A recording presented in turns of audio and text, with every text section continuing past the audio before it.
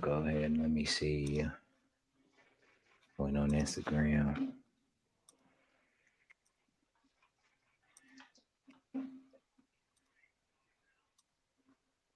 Facebook should be good.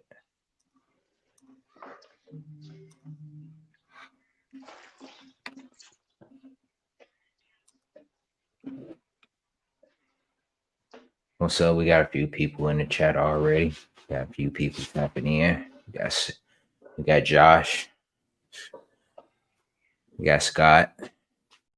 Carol was good.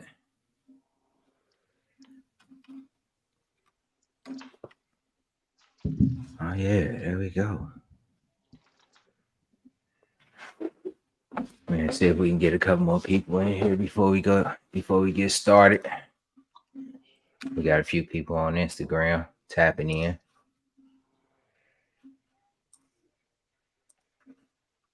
Ooh.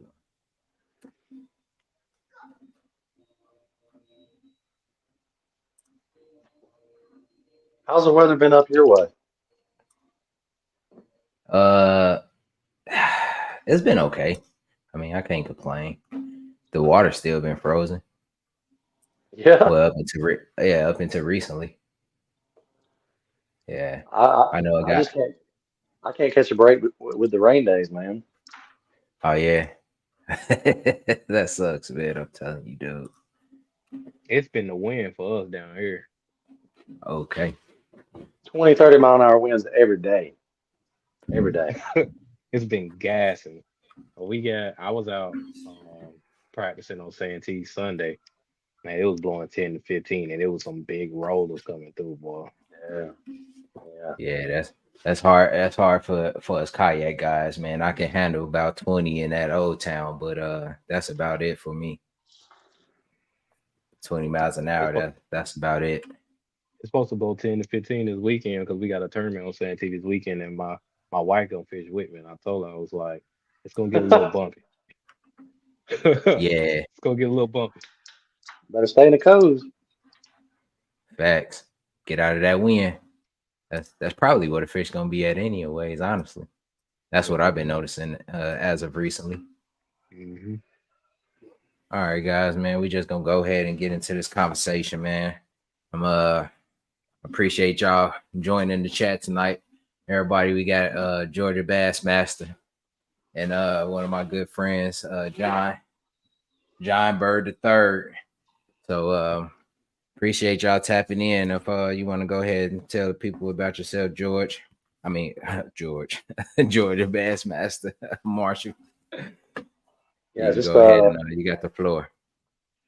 just a bass fisherman, angler. Really, I fish for anything here in Georgia. Do a lot of kayak fishing, especially during the summertime. John boat, electric tournaments, type, stuff. I do a lot of that in the wintertime just because it's a little more safe, in my opinion, to be on a bigger sized boat when the water's freezing. And stay on the kayak and do a lot of river fishing in the summer. Chase virtually every species of bass. There's a total of 11 or 12 different black bass species here in Georgia. A lot of what people don't know about, smallmouth, shoal bass, largemouth, spotted bass. Do that, do the slam every single year, and pretty much document it and try to educate and inform and help and put out some type of, you know, educational or provide something, for the younger generation to actually learn something and not just get their brain fried with dumb YouTube challenges. So that's me. Man, hey, that's what's up, man. I appreciate you putting that information out there, man. That's how I found you, honestly, on Instagram. Looking at your page, man, you got a very, very interesting page, man. You put out a lot of information. You show a ton of stuff on your page. You don't hold back any secrets, seem like. And that's what's cool about it. You know what I mean? You can actually learn from you versus just looking at, you know what I mean, somebody just hold a fish up. You know what I mean? And I can honestly say I'm guilty of it. You know what I mean? I was just showing people what it is, not really want to show people what I'm fishing with, but I'm kind of in that stage of my life now where I want to teach people exactly what's going on out there. And I don't know, I've been having fun with it, man, with this YouTube thing. You know what I mean? So, John, if you want to tell people about you, about yourself, man, we had John on last week, but we had to cut it short, man. I had some technical difficulties, man, with my computer and headset and stuff. So, go ahead, John, tell the people about yourself a little bit. Oh man, so JB3, John Burt III, that's pretty much what everybody called me. Uh, Columbia, South Carolina is where I live. Lake Murray is my home lake. My favorite lake is Santee. I run the social media for Lou Strike King and Monk Nation. So I'm the guy that sees all the comments, that post everything that goes up on the channels and all that stuff. Okay. I'm the man Okay. behind So, the scenes. okay. Yeah. So you that guy, everybody like, hey, man, how can I get on the team? What's up? Yeah, I've seen those messages here and there. I've seen them. Hey, I know you got. Yeah, I know you get them because I know I probably sent one through too before you met me. What's interesting is I didn't realize how many of those messages come through until I started working for the company. Mhm. I didn't think it was that many, but then I realized, like when I got there, I was like, dang, it's a lot that comes through. It's got to be Yeah, daily, yeah. right? Huh? It's daily. Got to be daily, right? Yeah, it's definitely daily. Uh I and but it's cool to see it because like everybody wants to be able to make their mark in the fishing industry. They want to be able to have sponsors that they can go out and represent and stuff like that and represent well. So and it's actually a very it's a cool thing, because at the end of the day, it's like when you have an abundance of people that want to represent the company and stuff like that. I think that speaks a lot about the brands as a whole versus if we ain't receive none of them messages, I think that would be a bad thing. You know what I'm saying? So I think it's a pretty cool Yeah. deal. Yeah, that's really cool, man. And do you answer them at all, or you just like leave them on red? Yeah, when those specific questions, I either answer them or somebody from my customer service team will answer them, and we Okay. try to get it to the appropriate people because we have like different people that handle those things. Like we have my boss, and then we have it really depends on the level of I guess you could say the people that are potentially like reaching out and stuff like that. And so it's Mhm. either, and then like sometimes it just, it also depends on the time of year because once our budget is pretty much set, we can't really necessarily go over our budget and stuff like that for the year. So, it's just a lot. It's a lot of, I will say this, it's a lot of things in play when it comes to just signing anybody or whatever. Like there's a lot of steps and things that are in place to go along with that. So, Yeah, yeah. Uh, Marshall, man, I know you pretty heavy in the social media space. So tell us how you really got into this space, man. You have a lot of followers too. Well, I kind of started everything mainly YouTube because a buddy of mine started a YouTube channel. He does like car builds, like LS Mhm. swaps and stuff like that. Pretty cool stuff. But he was like, "Hey man, why don't you just start filming everything and uploading it?" And I really originally started just doing like everyone does, where you just upload your big fish catches and like there was no intro, outro. It was just more of like I was documenting all of my catches, and then it turned into, people asking me questions or what am I doing. So then I started trying to, answer long form content. Uh, Mhm. then I dove into TikTok, not early on. It was about over a year, you know, after it was really booming, and had pretty good Mhm. success on there. Translated it over to Instagram because Instagram's trying to compete with TikTok for short mhm. form content. I mean, everybody's competing for it now. I mean, you can upload shorts on Snapchat, but Mm. pretty much figured out early on some good ways to grow, and you know, it's all just learning the process along the way. But had a good, decent amount of luck. So Yeah, yeah. I Marshall mean, killing it. you. That's what I'm saying, man. Marshall Sometimes killing it. you don't have to be humble, man. You can stretch your stuff a little bit, man. Yeah, yeah, it's okay, man. So I mean what's some of your sponsors, man? I know you that being heavy in the social media game, you gotta have show those sponsor faces, man. So yeah. what's My biggest sponsor right here, if I'm pointing right, Lou's Strike King Mock. That Okay. was a official deal in 2023. I kind of officially came on halfway through the year, later on to the end. So this is like my first official start to finish year. So going to be at the Bassmaster Classic in the mock booth, in the Lou's booth. So going to be with all those guys. That's a pretty cool experience. That's my It is. biggest sponsor. I'm also sponsored by Big Adventures, which Big Adventures, if you don't know, they own Bonafide, Native, Liquid Logic, a bunch of different kayaks. So I have the versatility to be able to fish out of a Bonafide and a Native now. So I'm sponsored by them. And speaking of, I just got a brand new kayak, and I know you probably enjoy looking at it. But I just got the new Native Titan X. Just put the new Newport NT 300 on the back, so that thing's gonna be Okay. scooting. So Yeah, I'm it hoping to get is, that man. thing on the river, sometime in the next month or so, whenever these rains calm down, because the river's just blown out right now. Yeah, But yeah. I got them. Mainly just a bunch of couple of smaller companies. I got my buddy Joe who helps me out with some apparel and stuff. But Hmm.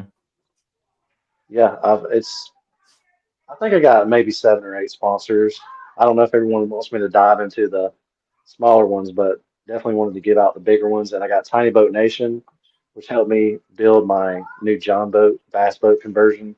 If everyone Hmm. saw those videos or wants to check it out, that's pretty good company. So Oh, okay. So, what do you prefer? Kayak or a boat to fish out of? I'm really torn. Like I said, during the summertime, I'm not going to be in a boat because I love river fishing, Hmm. and that's pretty much kayak exclusive with all the rocks and drop offs. But like I said, it's mainly just it's kind of dangerous to be, you know, on a kayak in the winter, in my opinion. Especially, I flipped mine last year in the Oh, river, and it was a pretty scary experience. Like water was going in my mouth and my face because they were generating, and so wow. I have my life jacket on, but I definitely would not want to be in that situation January, February, March, Yeah. potentially catch hypothermia. A buddy of mine, I don't want to name any names, but pretty Yeah. local friend of mine just, his brother just flipped his kayak January at and he didn't make it, so Oh, it's dangerous. So I yeah. prefer to be on something a little more stable and safe, and just in my opinion, calmer water on a bigger boat during the winter. Hmm. That's just kind of what I do. Yeah, yeah. I mean, yeah, that sucks, man. My condolences, man. But Yeah. whew, that's tough, man. You got me thinking about my safety now, dude. Like, that's the only thing I have is a kayak. I don't have a boat, so it's like, dude, I have no other choice but to get out there, and I try my best to stay as safe as possible, and I don't try to stand as much. But I Yeah. mean, I don't think about it either, I mean, but I guess that's just the comfortability of being, just being in it so much. And I don't know, man. That it just never crossed my mind, that I flip in it in these winter months. But I'm also fishing a lake where it's a power plant lake, so the water stay pretty warm. So I don't. I mean, even though you could get out the water and the hypothermia kick in, I don't know. It's just one of them things I gotta think more about and be more Yeah. conscious of. You know what I mean? I tell people all the time, especially online, dude. I see people without their life vest, man. I tap in all the time, like, hey, I'm an advocate for it. But I flipped on the river too, and it's not a delightful situation for real. It's really scary, and luckily I was in standing water, so that helped out. I did have my life vest on.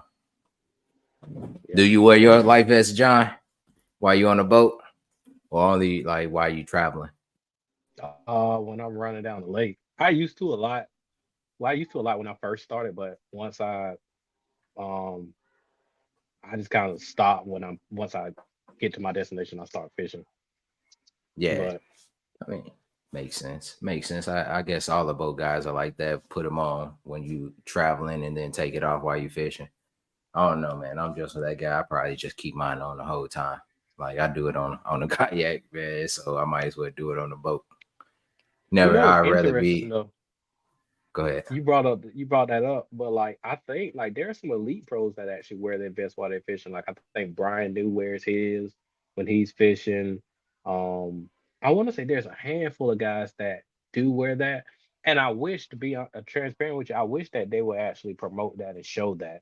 One of the guys I know down in Florida, um, his sponsor is Mustang, and he Okay. wears his vest whenever he's fishing and stuff like that as well. Um, Hunter Bland, that's his name. Yeah, he wears his life vest whenever he's fishing and stuff like that. So I think that's something that needs to be promoted a lot more. Um, Facts. and I think you will see a lot more guys doing it. Yeah. I mean I agree. You know, you Marshall, you done had accidents. I didn't had an accident. I don't know if you ever had an accident, John, but it's nothing fun to play with for real. And then you lose a ton of gear. You know what I mean? Did you how much gear did you lose that in that situation? Look, this was just shortly after I got with Mock, and I lost three rod and reel combos down at the bottom of the river. My battery, my 12-volt battery flipped off. It's gone. Uh, I run the, I had the new 9 and 10 at the time GoPros, and I was Mm-hmm. running the external microphone on it, so they weren't waterproof. Oh So man. two of my GoPros fried out, and then the one that I had in my floating GoPro that was actually waterproof, it floated away because we were in the river. Mm-hmm. So I think it was like $900 worth of stuff total. So I mean, you Man. can lose your stuff real quick in a kayak. You never know. Yeah, real Mhm. quick. Luckily, I only lost a box of swim baits. I lost that, and then I think maybe a box of worms, and that was it. The rest of the stuff I was able to get back, but man, I feel for you, brother. Do you have insurance or anything like that could have covered any of that stuff? No, no, I didn't. I ended up Nah. getting all new stuff, so bit the Okay. bullet on it. Now they do carry insurance now, like for kayaks and that type of stuff. I mean, we pay a lot of money for our stuff. You know what I Yeah, mean? I got some. You know what I mean? So I advise anybody, especially like with these expensive kayaks, I got a autopilot. So you know that thing upwards of $3,000. If I was to let it fall out the back of the truck and bust up or something, I most definitely want to be able to replace it. Mhm. yeah. Man, so one thing I noticed about both of you all is you all fish with your fathers. You know what I mean? And that's real big because I was raised by my father. You know what I mean? He was a single father and he raised me and my brother. And I was like, man, that's one thing I commend about with you all, man. So tell me a little bit about fishing with your father. Has that always been a thing from the start, or you know what I mean, y'all just started doing it later on in life? What how that go? I mean, either one of y'all can start, it don't matter. I'll let John go first this time. Ah, yeah, like me and my daddy started fishing when we were he took me fishing when I was like 6 or 7. So we didn't have a boat Yeah. growing up. Um, but we would have spurts where we would go a lot, and then we would have spurts where we didn't go a lot. And I think when the times when we didn't go a lot because I played basketball and stuff like that, and I marched in the band, so I was like constantly busy, especially once I got in high school. And then Yeah. once I graduated high school and stuff like that, I kind of started back fishing. We started going, um, hitting it hard, hitting it pretty hard, pretty a lot. But then Uh-huh. when I got into like tournament bass fishing, my daddy he used to compare. He's like, "Oh, you want to do is bass fish? I just want to bring a crappie fish. I'm trying to provide for my family." I'm like, I was Right. like, I Right. was like, all right, man, whatever. And then he fished that tournament with me last weekend. And he caught a bass, and he was just like, "Hey, I like this." I was just like, that's why I just sat there and be quiet. Because once you hit Yeah. that bug, it's like ain't no going back. I know. What lure did he catch his fish on? A little 325 rage for him on a little ball head. Oh, okay. Oh yeah, he Hmm. probably throw that thing all the time now, huh? Oh man, he was like, man, I need some more stuff, and I'm just like, he came to the house the other day. He was looking all on the wall back there and stuff like that. I'm just like, hey man, He tried to dip in the stash. He tried to get in the I ain't stash. lying. Like, nah, you can't have that. Oh yeah. Did you hook him up with some combos or anything? Or he got his own Yeah, stuff? I've gotten him some stuff. Like I got him a mock smash spinning combo because he don't know how to use a Okay. bait caster, and so I got him the mock smash spinning combo, and he really likes that. And I got my wife one of the Mach 2 spin cast combos, the little push button or Mhm. whatever. And he seen that. He seen me post a video about it. He was like, "Where you get that from?" It's like, got it from work. It's like we offer that. Yeah. It's like a pretty cool deal. It's like, so if you have somebody that don't know how to use a bait caster and they're not really comfortable using a spinning rod, it's like you Right. give them the spin cast and it's coming on the bait cast rod, and it's just like the best of both worlds right there. Yeah, it's simple. Great combo. It's Simple. like $200. So I think he want one of Yeah. those. So we'll have to see. We'll see how Okay. often he wants to Fi- go. Yeah, I was gonna say Father's Day coming up soon. So Yeah, hook yeah, him yeah, up. yeah, All right, what about you, yeah. Marshall? I mean, how your father, playing your life in this Yeah. fishing game? Well, if you want to go back further than that, my great grandmother was a huge fisher woman, I guess you'd say. And Okay. she got my grandfather addicted to it, who got my dad addicted to it. And I have pictures of me on the creek bank at 1 year old with a diaper on, holding a cane pole. I mean, it was every week. My dad, I can pull up all the home videos, and he's never in them at all the birthday parties because he's always Yeah. fishing. And Yeah. he still he still fishes 3 days a week. You know, he's 67 years old, and he goes on all my kayak trips, hauls the kayaks, lugs them over beaver dams, paddles. So he does No, everything Pop's a young active. guy would do. He's active. Oh yeah, yeah. He doesn't slow down, and it's been pretty much. I want to say it's been a very rare occasion we've even missed 1 week fishing with each other as long as I can remember. Ever since I've been married to my wife for going on 11 years, and when I met Hmm. her, I was like, "Look, me and my dad go fishing every Saturday." So just gonna let you know Oh before we yeah, get into this, I'm going hey, this fishing is every what we Saturday. do. Yep, and we've gone fishing either every Saturday or once a week. I mean, as long as I can remember. So Hey, that's what's up, man. It's That's what's funny. up, man. Me, go ahead. It's funny you say like y'all fish every weekend. So when me and my wife got married, my daddy was my best man, and he don't say a whole lot, but one thing he said in his speech was he's like, I taught him how to fish when he was younger, and I found out Tiffany likes to fish 'cause that's my wife's name, and then she was like, then we took her fishing and she outfished both of us. So I thought that was funny. Man, He said that in his speech, so that was kind of hilarious. you take your wife fishing, Oh Marshall? yeah, she about to fish. Oh, oh, I do, but man, she's got the freaking good luck. Every time I go, she catches a monster on something Oh, dumb. really? All Yeah. right. Well, we gotta get my wife on board because she tripping. she she said I fish too long, man. I'm like, look, I don't know. I'm just out there, dude, until I get ready to come home. Like I try to get my daughter into it. She's not really into it. Like she's stuffing on the floor right now.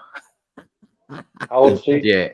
My daughter, she's 15. She going to 16. She ain't into it. I'm like, I try to get into it all the time. I try to take it to the boat show with me the other day, and she just I don't know, she just a girly girl. She don't wanna hang out with old young pops.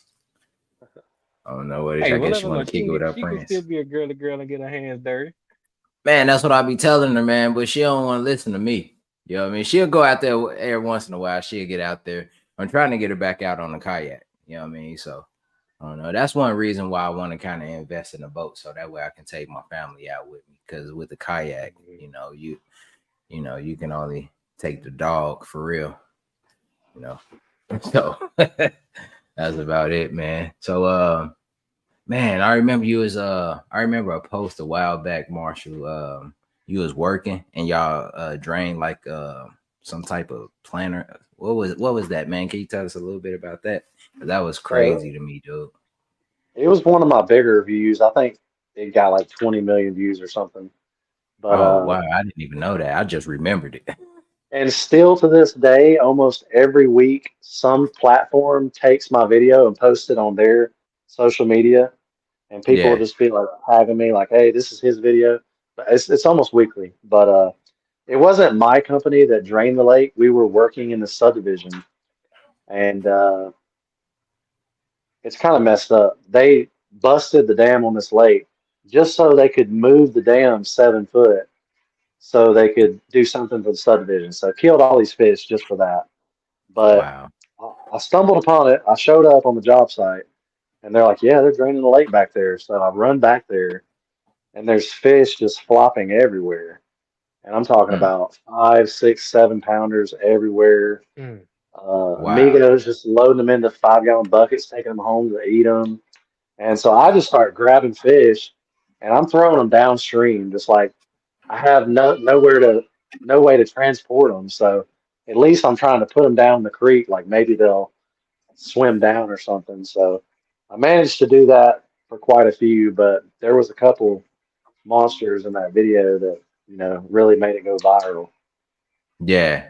I mean, it was some big fish in there, dude. I'm like, I was looking at that video, like, man, that's crazy, bro. Like, how they just gonna let all these fish die? You know what I mean? Oh Good yeah. thing you was there. You know what I mean? You saved a ton of them. But Yeah. are you getting into more tournaments this year? I have one I've already paid for. It's called Sholey Palooza, and it's a kayak tournament. It's a 2 day Mhm. tournament, and that's the only one I have planned so far. I'm not.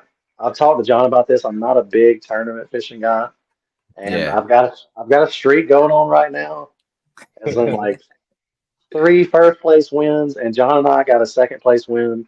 So the last four tournaments pulled out a win. So like I'm almost not wanting to break my streak. So Oh, I say you about ready to retire already, huh? I usually only enter tournaments. I'm just like I know I'm going to win, Uh-huh. but so I don't know, man. Me and John was talking last week, man, and I know he said he got a few tournaments that he gonna do that's coming up, and I know he runs a few, but I got some tournaments planned too, man. I plan on doing some of those bass events, the classic. I'm hoping I can come to the classic, but I probably won't, man. If I do, I make sure I come talk to you all. But uh, I got the KBF tournament that week, I think. So I hope. I don't know. That's just one thing I ain't gonna be able to swing. Probably. But doesn't Bass run like don't they have a kayak tournament the same week of the classic? Yeah. I believe it's the championship is that Thursday and Friday, and then they do the regular classic tournament that Saturday and Sunday. What's the qualifications to make that? It's basically AOI points. So I believe they take the top 50. I believe. I'm not exactly sure. I'm just getting into it. You know what I mean? I just been somebody doing local tournaments. So this is like basically one of my first national tournaments I'll be doing. You both of y'all need to jump in. Like y'all be killing it. So I think y'all both need to go in there and jump in it. I've thought about when I try to go full time, just being on the kayak tournament side of Mhm. things. So that may be Yeah. a route I take in the future. But I Mhm. will say this. One thing I do love about kayak tournaments more than I do bass tournaments, and I love showing up to the ramp with a huge bag of fish, but we all recognize that it's extremely bad for the fish, for hundreds Yeah. of boats. I mean, especially some of these lakes are 7 days a week tournaments. Fish, Hmm. getting caught and drug around all day and released at the ramp and dying. But at least in a kayak tournament, you catch them, you normally put them on your measuring board, you take a photo, you enter it, you submit it, and you let it go. So that's Yeah. one thing I do love about the kayak tournaments. It is, I guess it's possible to cheat, but they give you the fish identifier the day of, and it has to be with the fish. So it's not like you'll know that the day before. Mhm. Right. So, I mean, they've done a lot of preventative measures on cheating. And I feel like the Hmm. way the kayak fishing tournaments are is pretty cool from what I've seen. But what do y'all think? I mean, I agree with you. And the camaraderie is also there. Guys most definitely look out for each other on the water and off the water. Man, I love the kayak scene for real. And the tournaments, like implement like GPS. So you know you got GPS location, so you know people not fishing out of bounds or anything like that. So I mean, they regulating it pretty good though. I mean, I So like would it. y'all be open? Would y'all be open to, let's say they made the tweak, because I don't think they do this, but what if they make the tweak to say, all right, you don't use the board, you got to use the bubble scale, just kind of like MLF, you got to use the bubble scale to Hey, weigh them. What about that option? I Versus, wouldn't be I feel like opposed that to would be it. a little bit more simplistic than having the board and having to do all of that. I'll tell you what, that mock tournament on Fishing Chaos, Hmm. Mhm. I was in the leaderboard for like it was that first or second tournament. I was in the leaderboard, and my fish were like footballs, right? And I got passed by this guy who had these long, super skinny, Hmm. anorexic fish. And I'm like, Mhm. look, my top five bass are pushing 30 something pounds. And this Right. guy's top five are probably like 17 pounds But combined because like they're but a so hundred skinny. inches. Right. But So 100 inches. that's one thing I don't like about it. So Yeah. I wouldn't be opposed to a scale method if everyone had certified scales and there Hmm. was still an identifier. And I'd almost Yeah. say like the future of tournament fishing needs to be you need to be videotaped. You need to record yourself weighing the thing. We don't want to see no fish pulling, making it weigh more. Like I feel like that's the future. Something to do with that. I mean, like, so I like so I'm torn between the two like different leagues. Like, I like the fact that Major League Fishing does the catch, weigh, release, but because I grew up watching Bassmaster back in the day, like, it's nothing like seeing like somebody come to the scales with 30 pounds. You know what I'm saying? So it's like, I think like what Major League Fishing did last year, where they went to the biggest five, and but it was still catch, weigh, release. I feel like if like with bass, they got the marshals there, and so like if you got the marshals there, I mean, I think that's equivalent to having like your basically your Major League Fishing official, and so it's just like you could still go that route, but I mean, I guess you Mhm. just won't see them bring 30 pounds to the scale. You know what I'm saying? So Yeah. it's like that balance between the two. Because I like the from the conservation standpoint of how like because these lakes are super pressured. And so I like the fact that True. you can like the catch weight release, but Right. it's like it's still that thing of like coming to the scales like, man, I got a bag.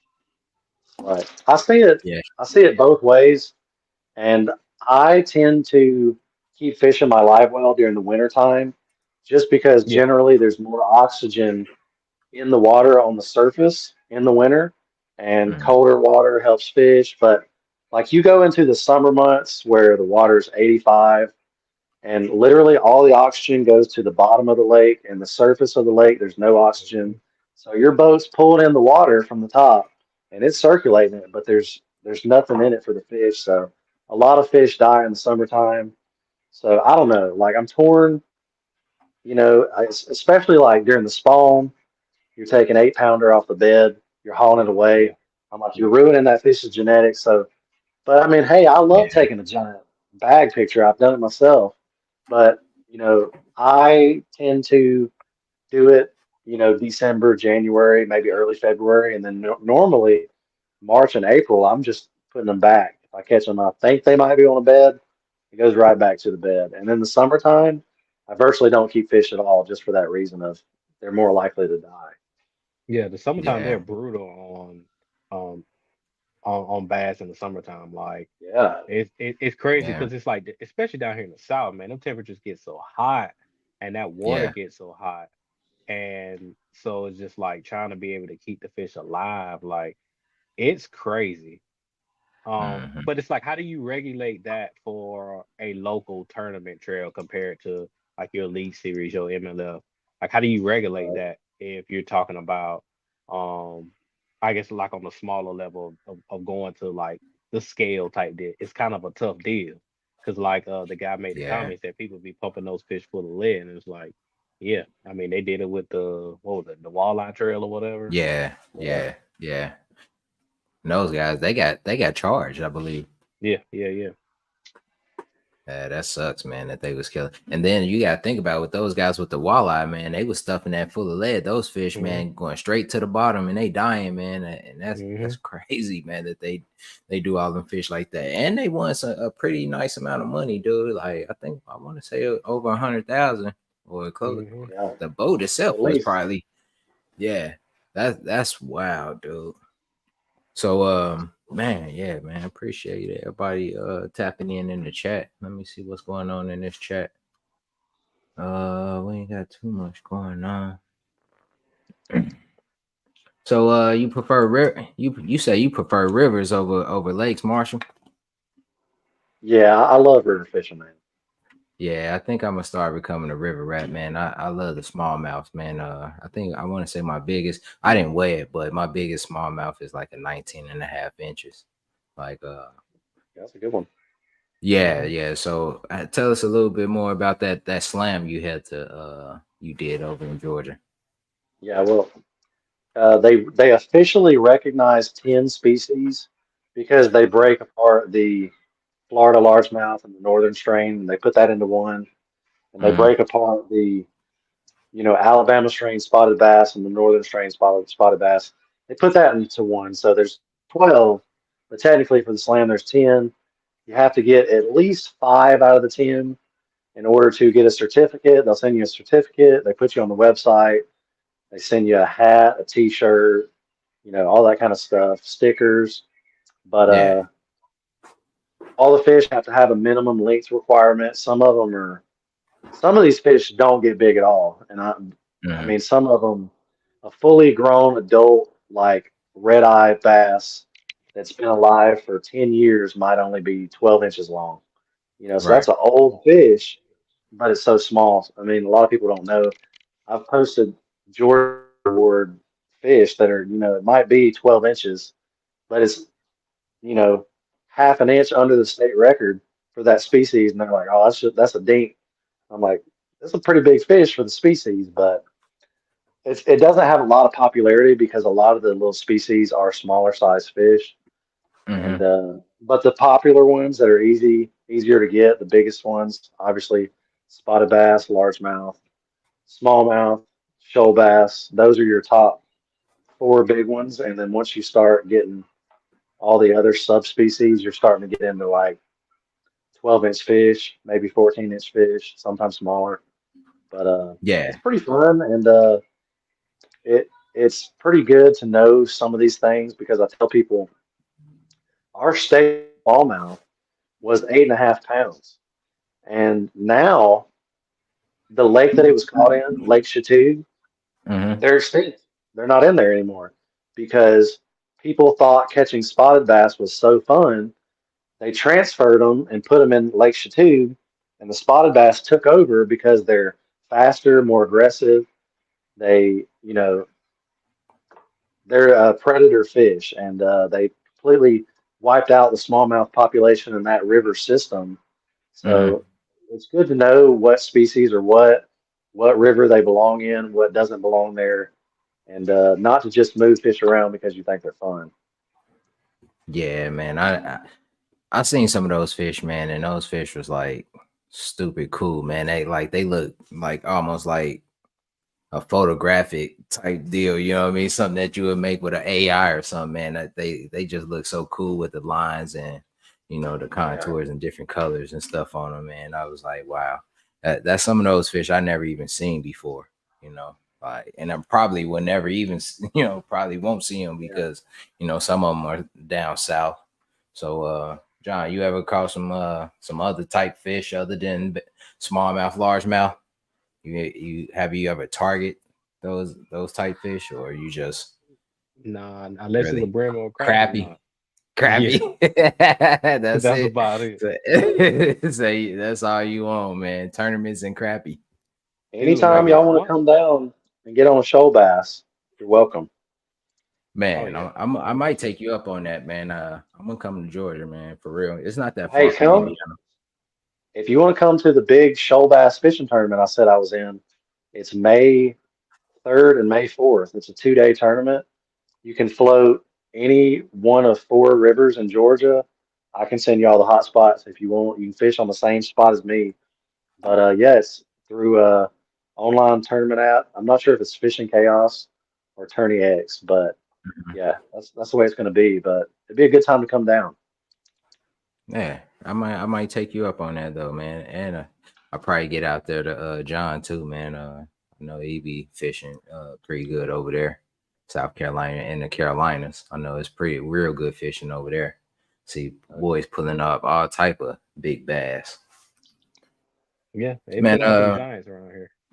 yeah, I know. Shoot, boy, I got a couple homies, boy, over there, dude, pulling out all type of 7 pounders and stuff. You know what I mean? So what's y'all biggest? What's y'all biggest bass? I know you say you got like a 10, right, John? Yeah, 1072. Yeah. What about you, Marshall? Man, me and John neck and neck. Mine's 10-7. I didn't have a digital to tell me the next digit, but it was a 10 pound Yeah. 7 ounce. So. Ooh. And I caught man, it that's in huge. the end of May. So it would have been a lot bigger if it was during the spawn. Yeah, yeah, most definitely. I Most caught mine in definitely. What February. February? Okay. What y'all get them on? What lure? Solid red, everything red spinnerbait. For whatever reason, I don't know where I got it. Somebody gave it to me. Even the blades were red. Everything was red on it. I don't Yeah. know why I was throwing it, but it was one of those days. We had fish for 6 hours. We never had a bite. And my dad said, I literally put my rod down, started scrolling on Facebook. He said, hey, go ahead and keep casting. You never know. The next cast could be a big one. And it wasn't 5 casts later I caught that one. That was the only fish we caught all day. That's That's crazy. crazy. Hey, that's Yeah, I caught crazy. mine on a bladed jig. Lady Jig. Yeah. Mine came on a Strike King red eye in that orange color. And mine was no, I'm sorry, that was my first PB. That was a 7.4. And man, I actually got a ticket for that too, dude. I got hit by the DNR, man. So check this out. Me and my buddy, dude, it was like $120 ticket too. So me and my buddy, my boy Stacy, he found this lake called Merrim Lake, Turtle Creek. So he like, all right, bro, it's a power plant lake, it's pumping water in there all year round. So I want to say it's around January. He hit me like, hey man, let's go to this lake. I'm like, all right. So we pull up to the backside of the lake, where a bridge, everybody fish from this bridge. And he like, all right, man, we're gonna get in right here. So I didn't know that we couldn't get in right there. You know what I mean? You're not supposed to have boats past that part because of the discharge. So next thing you know, we get our it was a little John boat, little 12-foot John boat, probably like a 50-pound trolling motor on it. And we put that mug in there and we just went off over by the discharge and everything, dude. When I tell you, man, we was killing it, man. We was catching all type of species, man. We had catfish, drums. We were doubling up on like 3-4 pounders, like in the middle of January, dude, like January 4th, I think. So, anyways, I'm trying to get myself out of situation. So I just cast my line behind me, and I'm like, dude, I'm gonna just troll this and get us out of these trees and stuff. So next thing you know, I'm like, I'm stuck. He like, bro, I'm like, dude, I'm stuck. I gotta turn around. Next thing you know, my line take off. Shoo! I said, oh, bro, this line going. I'm like, dude, this almost turning the boat. So next thing you know, I get this fish in the boat. Man, I just lose my mind, bro. I go crazy. Oh, this is a 7-pounder, bro. Hey, biggest fish I ever seen, bro. You know what I mean? Dead serious. But I think the guys it was one guy fishing from the bank that day. It was cold as ever too. I don't know why he was out there, but he I think he caught the DNR on us. And oh man, yeah. And as soon as we got back to the bank, he was sitting there waiting on us. Yep, and wrote both of us a ticket, but it was worth it, man. We caught so many fish that day, and a 7-pounder. It was 7.4, so that was a good $120 ticket. And I pushed that ticket off forever, dude. Like I kept calling, getting delays. Like, hey, I need a delay on this. I need an extension. Yeah, so that's one of my PBs, and then my other PB was a 8.8. 8-pounder, 23-inch, and they come out of Newton Lake, man, the lake that I always fish in my area. Man, both of those Everything, are giants. yeah, it is, man. Especially in our area, it's like trophy size. You know what I mean? Mhm. So I took plenty of pictures. I want to get it. Want to get it like a replica of it. You know, hopefully I got enough pictures of it that dude can really make out what it is. Mhm. Yeah, yeah. So that was my PB, man. And I've been trying to go out with these big swim baits, man. Do y'all use the big swim baits at all? I know you probably do, Marshall, on the river. I like them. Yeah. How many you cast off? Because I know I just lost a Oh Chad yeah, I shad. seen the video the other day. I lost the Chad shad the other day, man, about a week ago.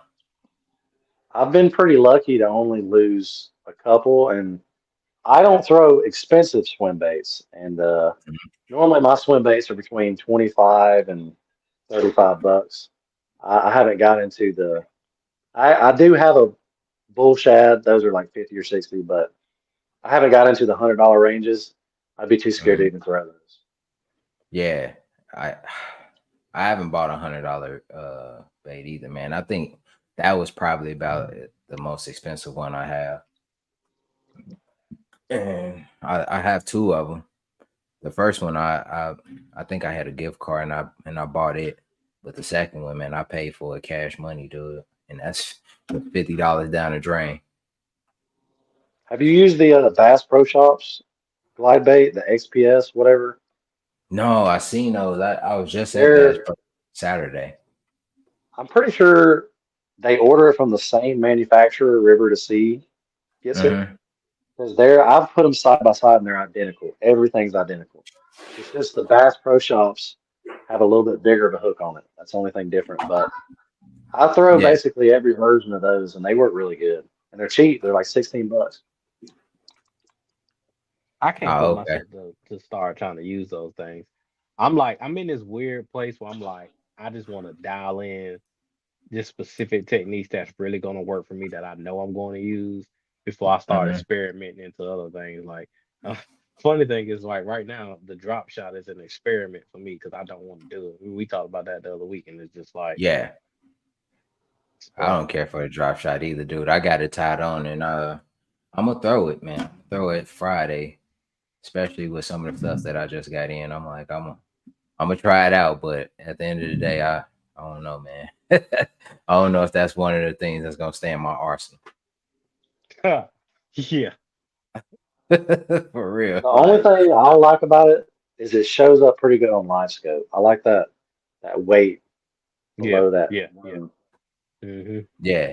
I mean, I don't have live scope, and I hope to get it, maybe. You know what I mean? Maybe I gotta win one of these tournaments and pay for it. Maybe that'll do it. Dude, wait till the Man, classic or wait till Black Friday. You might catch it on a deal. hmm That's what I did. I got the Black Friday deal.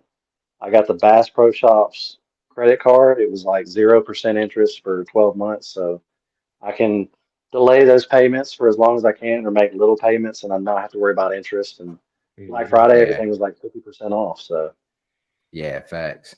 I'm not a guy, man. I want to pay for it just all outright. I don't want to make no payments on it or nothing, dude. I know that's probably not the way to go, but I But don't know, man. also I don't have patience. check the Bass Tank because the Bass Tank they have a section on there where they have like these deals or whatever, and they had like they actually do like live scope slash forward facing sonar bundles, and you can get Okay. your depending on what graph you get, like you can get it at a really good deal. So check them too. I don't know, man. I gotta do some overtime or pick up some extra jobs or something, man. Cause No, what that run about 3,000 for everything? 1,500 for both.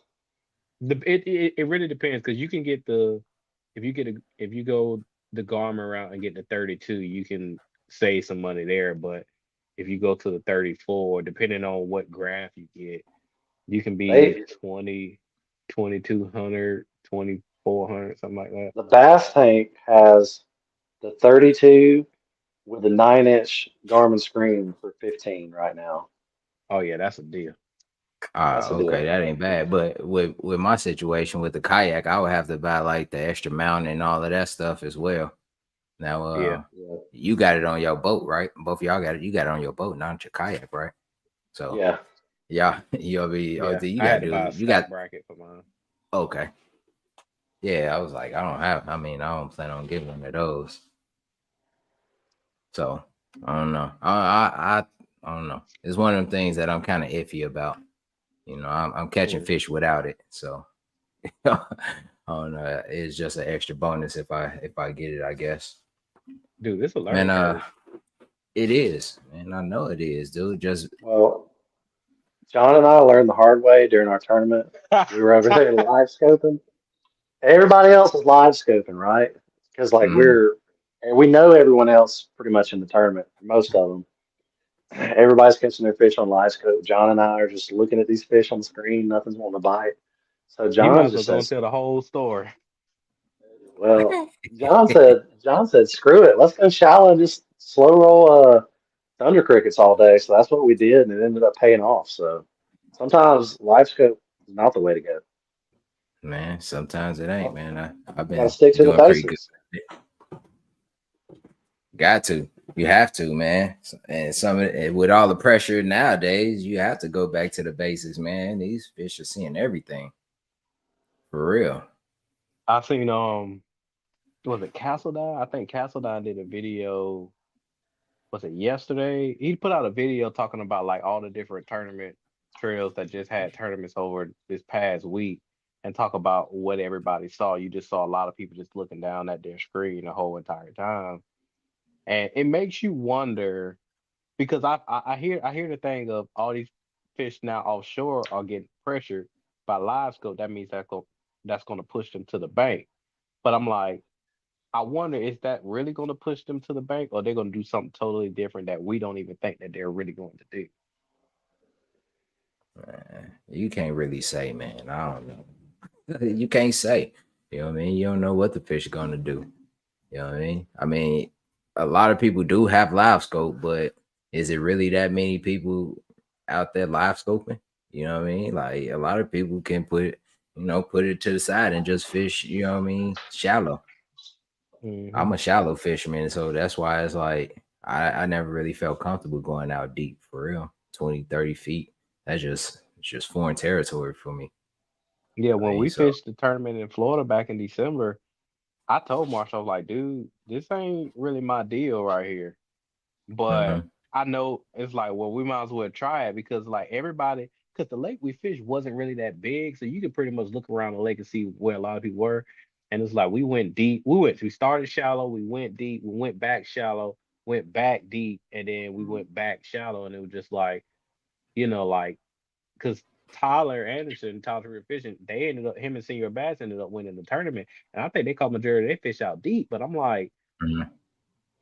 once it gets like real windy, because it got windy Yeah. on us. Once it gets real windy and it changes the game. Like there's a lot of factors in play when it comes to live scope, and it's just like you can't live scope and have your trolling motor on spot lock.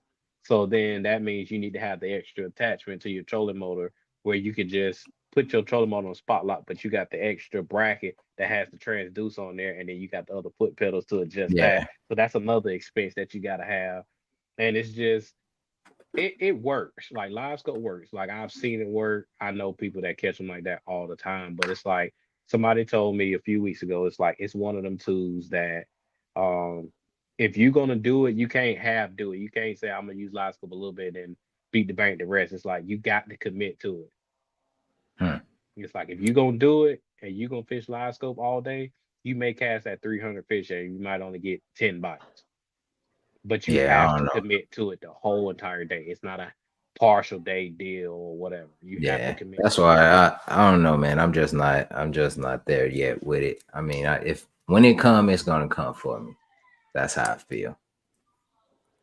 That so do y'all, since y'all both on a mock team, y'all only fishing mock baits now? Watch Or right, Kimmy. Uh yeah. So Until Mock comes out with a bladed jig, I'm throwing the Thunder Cricket until I die. yeah. Yeah. So I primarily use all strike king baits, and then I use various different other mock baits. Like I love the mock bouncer. Like Hmm. that is a slept on crankbait. I went and fished the power plant lake back home, well, Hmm. not far from me, and me and my buddy we was on his boat and we ain't caught a fish all day. And I was like, dude, it's time to pull out the secret weapon. I tied on a mock bouncer and sexy shad 2.0 within 5 casts. I locked it to like 4 pound smallmouth. It's like, dude, I told you. Like that Yeah. bait is weird. It got a weird action to it, and I don't know why. Like when the fish try to come and get it, it's kind of like the hybrid hunt. When the fish try to come and get it, they try to take the rod out your hands. Every time I've got Mm, bit on that thing, like it works. mm.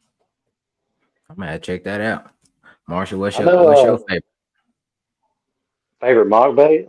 Yeah, or whatever you fish with Well, mock. just because I've thrown it the most, it's the patroller, which is the Mhm. water plopper. But it's because like on Okay. rivers, if you do a lot of river fishing, like the number Yeah, one best bait you can throw is a it's a topwater top. bait on the river all day long. I mean, middle Hmm. of the sunny day, morning, evening, doesn't matter. Throw it all day long. So I've caught so many fish on that patroller, it's ridiculous. But have you got to try any of the new plastics they sent out by chance? Some of the new Uh, stuff? nah. We got some pretty good plastics coming down the line, and bunch of cool features on them that I don't know if I can disclose a lot of it on here, but there's some definitely unique stuff on the mock plastics that are different than other companies. And Okay.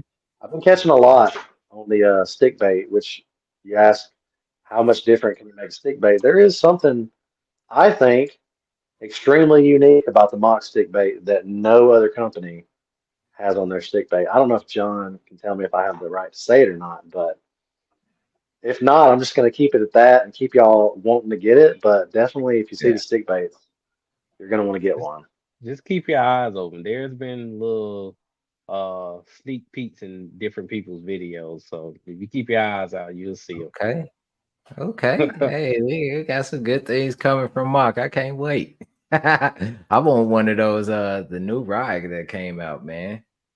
The The Jack, Jack, Yeah, the Jack. I want one of those. that's the real deal, man. It is. Now, I know last week before we got off, I know John was saying that you get a nice, affordable, and a decent ride, for the amount of money. I guess people look down on Mock and lose or whatever. Like, what can you tap into that a little bit more, John, about the quality of the rods and reels that you will be getting from Mock? I mean, yeah, like, and Marshall can attest to this. He can give his point of view on it. I think I think because they think it's a combo. I think that's what it is. It's the combo.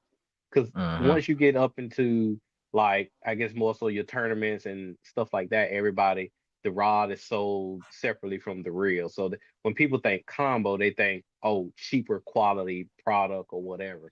And it's Right. not. Um, I thought about this after we had a conversation after the live stream last week. Last year I had a 16-year-old kid come to me at ICAST and he was asking me about the Hypermag and how, but I didn't realize he was 16. I thought he was like 18. He looked a little bit older, and then I found out how old he was. I was like, dude, like you look at a $350 reel.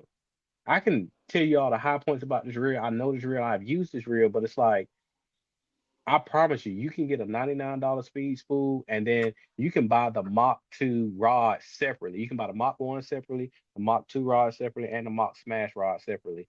And those rods Mhm. will work great. The Mach 1 rods are technique specific.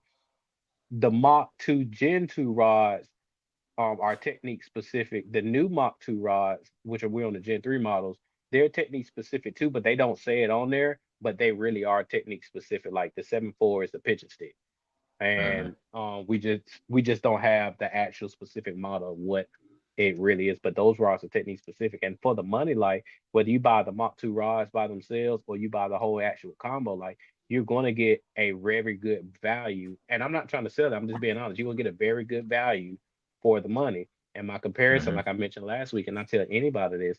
If Andrew Norby can go fish the Tackle Warehouse Invitationals with Mach 2s and a Mach Jack and stuff like that, and he's fishing for $100,000, like that should be able to speak for itself to say, oh, this ain't just no cheap combo because he's willing. Not only do we sponsor him, but he's been using this stuff before. We will sponsor him at this level. And Right. so if he's been doing that and he's been competing for these larger chunks of money and trying to make it on tour and he's still using this, you can use it and it Yeah. will work. But I think the combo buying them together makes people think that it's cheap and it's not. Yeah. What do you say, Marshall? What's your thoughts on it? I'll tell you what, I've bought a bunch of, let's just talk about the new Jack combo.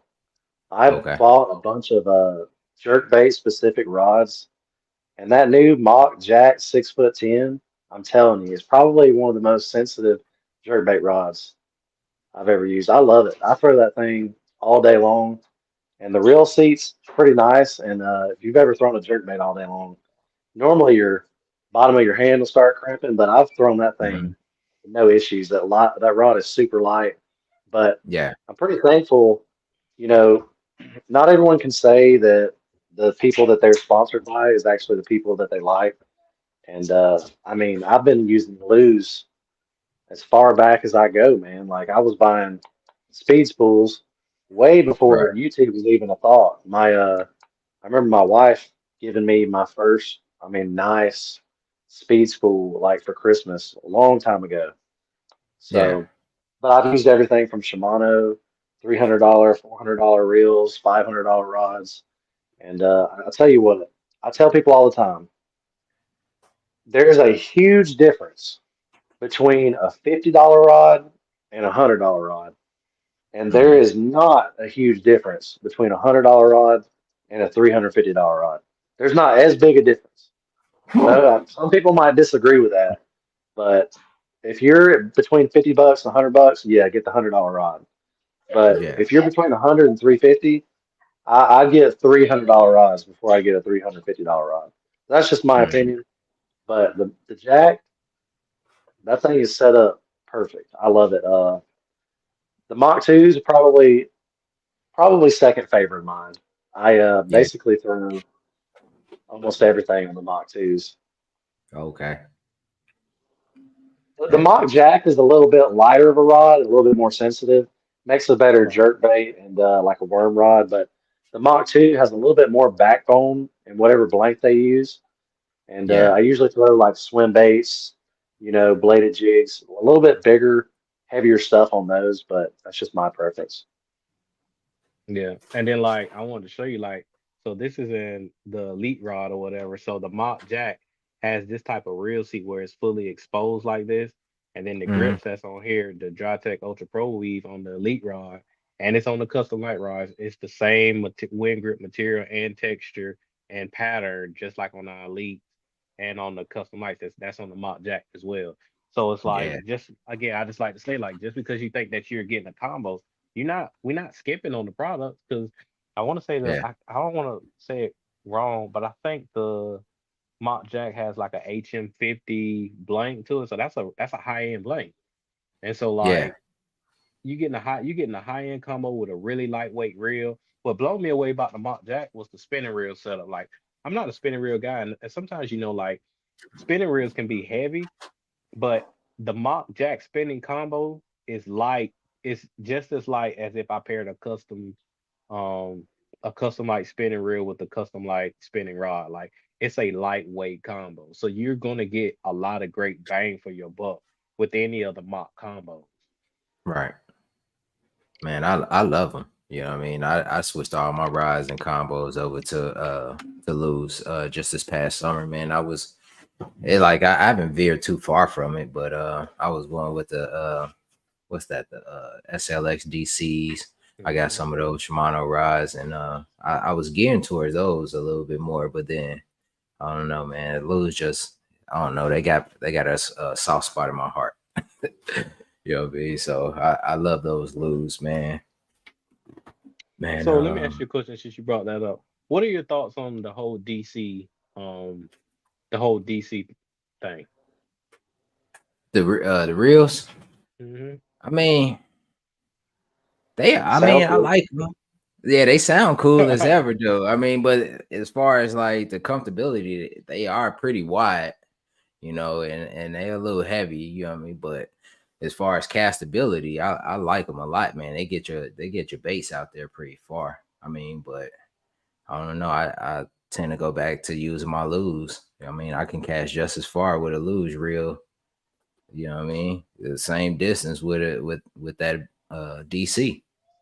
Do you feel like you have less backlashes with the DC versus a non DC reel? Nah, not really. I mean, at this point, I don't really get too many backlashes unless I get caught on something. You know what I mean? I feel like I'm a Mm. pro now. I mean, that it happens, but it don't happen as often as it did before. I mean, so I can get away with any reel, at this point. But I like all the lures, man. I've been getting the Mach 2s, and I got some speed spools, and then the man, what's that other one I got? The You got the BB1. KVDs too. Yeah, I got the KVD, the BB1. I like them all, man. I like that BB1 for real, for real. Yeah, that's a great That's reel. one of my favorite. Yeah, that's one of my favorites that I got. I found that the BB1 works. It it works very well with heavier baits. So Hmm. your deeper diving crankbaits, like if you use to throw a jig on it, like if you're fishing like a big football jig offshore, a big worm with a big weight on there, heavier baits, I feel like that is where that reel shines the most. You can get by doing other stuff, but it's like you always want to. I tell people all the time, like you want to find where that particular reel is going to shine the most, and that's where that BB1 works. Bigger, heavier baits where you got to make really, really long casts. That's where that reel shines, and it's a workhorse, straight up Yeah, workhorse. it is. I like it. The BB1 is strictly my Alabama rig and swim bait. That's all I use it for. Great choice for that. Yeah, yeah. I'll probably switch it over here in a minute. I gotta go out and I'm gonna throw some big swim baits in a little bit. I got some of these Mm. things in. Uh, I I shop at AliExpress. I don't know how y'all feel about You knockoffs got or you got that on replicas, man. AliExpress? Yep, yep, Dang. yeah. Actually, man, it's so cheap, dude. They came in a 2-pack for I'm like gonna have 20 to. I'm bucks. logging on there tonight. About Yeah, to order man, I some. got a whole bunch of stuff, dude. Like it tripped me out because like now that I got these baits in my hand and I'm really feeling them, I'm like they feel legit. They don't feel. I like my traditional baits, but when I'm getting more into these swim baits, I'm like these things, like this thing right here is a crappie. But that swim bait world is a whole different world. Like Yeah, those guys who throw swim baits, they are like serious, yeah, they and are. So they spend a lot of money on their stuff. yeah, so what I just said was probably simple. Me going to AliExpress. But I mean, they got some stuff on there, man, and hey, I'm gonna try it out. Especially in the West Coast.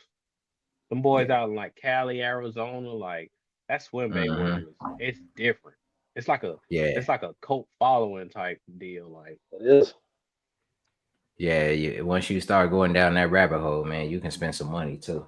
Like it's oh, crazy. it racks up very fast. I've seen a couple some swim baits that's a couple $100 a piece, and I'm just like, there's no way I can just be throwing around a bait that costs that much and I mess around and lose that. We going back Man, in to get that one. bro, that why you think I went back with my magnet try to find that a trash at? For real. So Marshall, I see you in the gym recently, bro.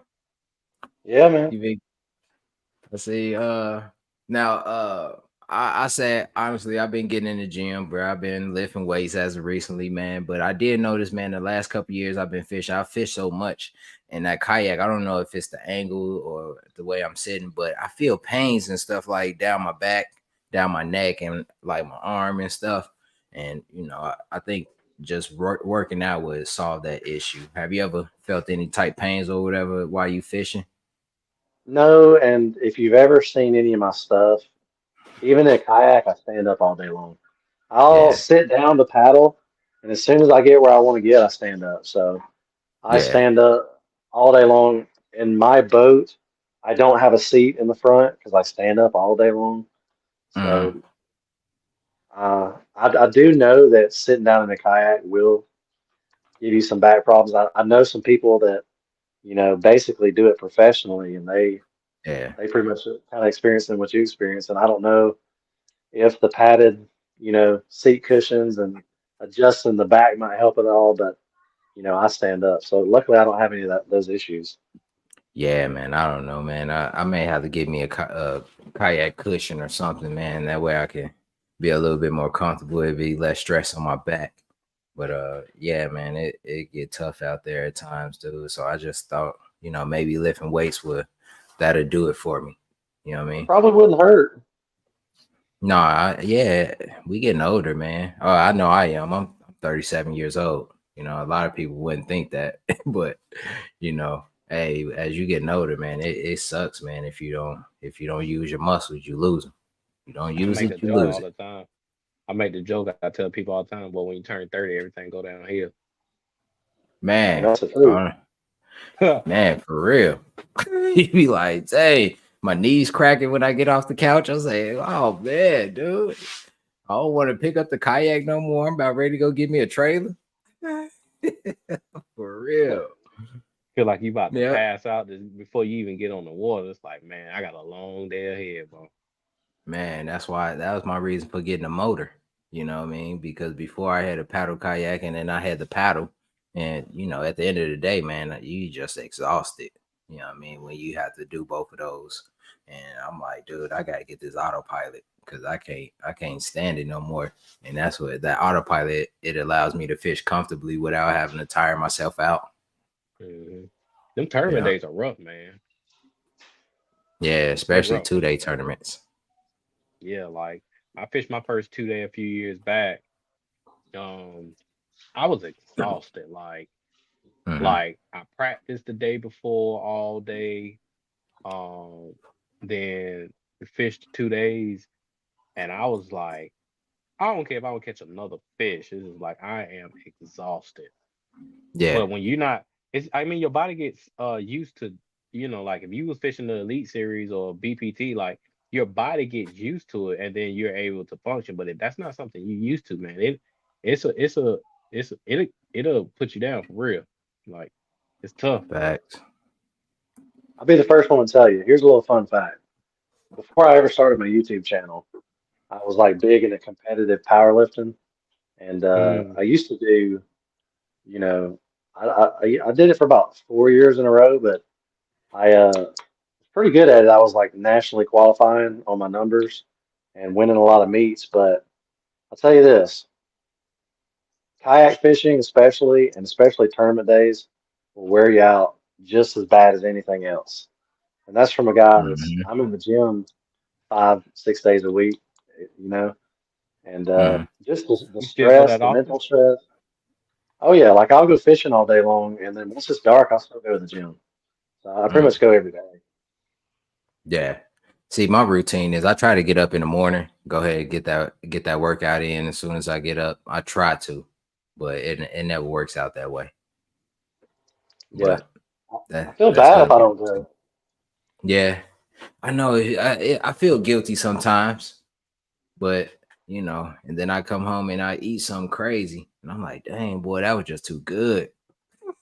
Yeah, But see, like I hate going to gyms and lifting weights and stuff. Like I hated that when I played sports back in high school. Like I hated it with a passion. So the only type of Mhm. exercise that I can really do is go play basketball. And it's like, Yeah, but I'm so busy, I don't necessarily have the time to go. yeah, and like we said, we getting older, dude. You can't get out there and get hurt, man. I I'm an ain't lying, bro. entrepreneur now. I'm an entrepreneur now. So if I go down, the business go down, man. You know what I mean? So it's like, so what do you do for a living, Marshall? I am basically I do blueprints essentially is the easy way to say it for the natural gas company here in Georgia, which is Atlanta Gas Okay. Light. So I go out to the field, do some field work, mainly capture it and translate it onto the computer. Oh, So okay. I luckily for me, my company's pretty flexible. You know, I've told them, hey, can I come in at 4 o'clock in the morning? That way I can get off early and go fish. And they're like, as long as you get your work done, Mm, you're good. So I I like virtually that go to type work. job. I go to work at 4 o'clock in the morning every morning, just Mm. so I can have the evenings free because I like to go work out or go fishing in the evenings. So You a So bad what boy. time do I've you been get? running I've been running off 4 or 5 hours of sleep every day of my life for 10 years. So I'm just kind of used to it. Oh man, that's You a tough, bad buddy. man. I was about to say you. That's a tough It's one, boy. it's catching up though. It's catching up. I feel it. Yeah. Oh man, yeah. See, I had a job like that. Like whatever time you come in, long as you get your 8 hours in, you can leave. I worked for GE Aviation for a while. We were making airplane engines. It was a cool job, but then COVID happened and they laid everybody off. Yeah. I'm really got my fingers crossed that I can do this thing full time by either later this year, but definitely 2025 because my wife's in nursing school, so she's Hmm. been in school for 3.5 years, and I've been the sole provider. But whenever she graduates in 3 months, she'll be making way more money than I'm making. So Yeah, yeah, man. Tell her good luck with that NCLEX, man. My, yeah, my wife, she's a nurse. yeah. And yeah, you should have seen me in there helping her try to study sometimes, dude. I'm like trying to pronounce some of them big words, dude. Califrastic Niskanov. I do the same thing. She'll hand me her study guide, and I'll be like, I don't know what this is. Hey, she's sitting there reading that. She's sitting there reading the answers to me and the questions. She like, Yeah. oh, so this what this is? I'm like, oh, okay, yeah, you know what it is. Why you even asking me? You know this stuff. Yeah, man. But yeah, man. She's been a nurse for the last 10 years almost. 12 years. Yeah, my wife been doing it for a while. You're like, she gonna love it. I'm telling you, once you get past the NCLEX, you know what I mean? I think she'll like it. They Don't did tell her. they did like one of those practice NCLEX. It was like I don't remember what it was through, but she Hmm. did pretty good on it. So Yeah, yeah. hopefully, Tell her just make sure she keeps studying and make sure she I think one thing my wife said that was like on the test was what is it? Prescriptions, I want to say. Side effects. Mhm. Prescriptions and side effects, man. Tell her to know, what I mean, look into that a little more, you know what I mean? yeah. Because I think they put that on the test a little bit more than usual. Um, what do y'all got coming up, man? What's coming up in the next couple months for y'all, man, as far as in the fishing world? So pretty crazy event I got going on. Nobody knows about it yet, but I'll go ahead and drop it on here. I am going to Panama City, Mm. Panama, March 4th through the 12th. We're going to be flying down to Panama and then taking a small plane from Panama down to this little place between Central America and South America called Yaqui, and Ooh, going to be camping with the natives. They're going to be cooking wow. us food, and we're going to be kayak fishing for 8 days off the coast, catching Wow. sailfish, wahoos, and going to be off the grid. No cell phones. Going to have a GPS phone, and I'm looking forward to it. I've never left the country, so should Yeah. have some cool videos coming for y'all sometime later in March after I get that done. And then the Okay. Bassmaster Classic, I'll be there. Okay. Now, is this a family thing you going on, or is just you and some It's friends? Or it's with a native Bonafide Kayak okay. Okay. company. So I'm going Yeah. down with like Justin Floyd. If you Okay. follow him, I'll be down there Yeah. with him and a couple camera crews videoing it all. So be a cool Man, event. that's gonna be dope, man. Be safe, man. For sure. Yeah. That's gonna be too cool, man. That's gonna be real cool. What about you, John? Anything coming up in the next couple months other than the classic? Oh man, just really that's the main thing. Prepping for the classic, and I got a bunch of tournaments. I think I got 3 tournaments in the next 4 weeks, so I'm about to be Okay. swamped. So like, Yeah. Now these the tournaments with your church.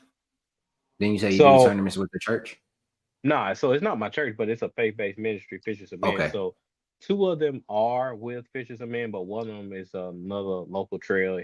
They run between South Carolina and North Carolina called the Carolina Bass Challenge. We call them CBC. And like it's a pretty bigger trail. They pay 10 grand guaranteed first place. If you run in a skeeter, they pay an additional $5,000 on top of that. So you come out winning Wow. $15,000 first place easy. But Yeah, this is that's my first awesome. time fishing the CBC. The only reason I'm fishing it because I don't really like fishing bigger tournaments, but only reason I'm fishing it, me and one of my buddies, we don't fish together a lot of tournaments together. We normally compete against each other because I have a different partner that I fish with, Fishers of Men. And so I Mhm. figured I was like, hey, it's on Murray. It's an opportunity for me and you to get together and just fish. Because we talk multiple times a week.